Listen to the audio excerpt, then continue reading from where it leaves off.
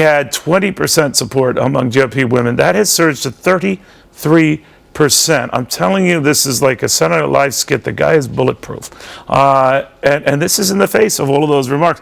Now, I am not a woman, but I have two dandy women who might know what is going on here, so they can get a read of the fairer sex that I will never be able to.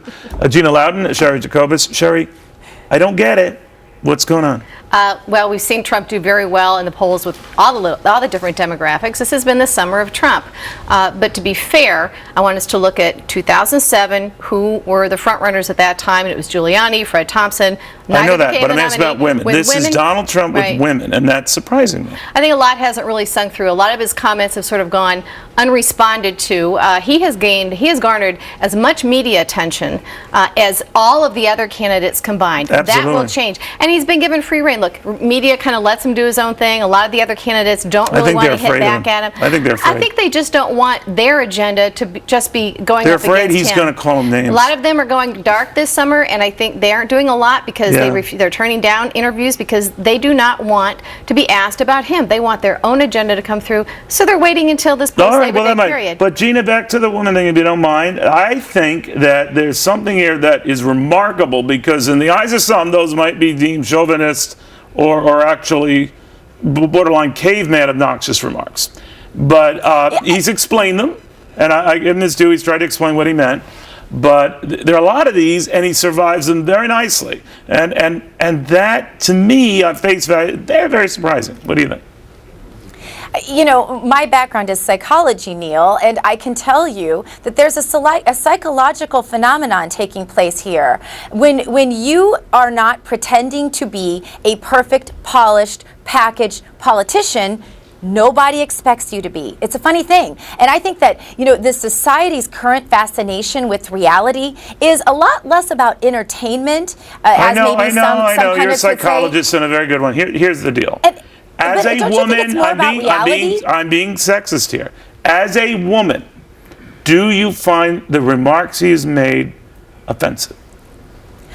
I find it less polished than maybe I in particular. But let me say this. I find his honesty refreshing, and I think that's what people are clinging to. I don't believe you, Gina. I don't believe He is rude, he is sexist, he is crude, and a lot of it has gone unreported. A lot of women don't talk about Charlie Gasparino that way. He's a good human being. A lot of this doesn't make him he has a long history of this, and here's the thing. I don't think he'll be the nominee. I think we know that Trump has a long history of this, and we also know. So you're offended?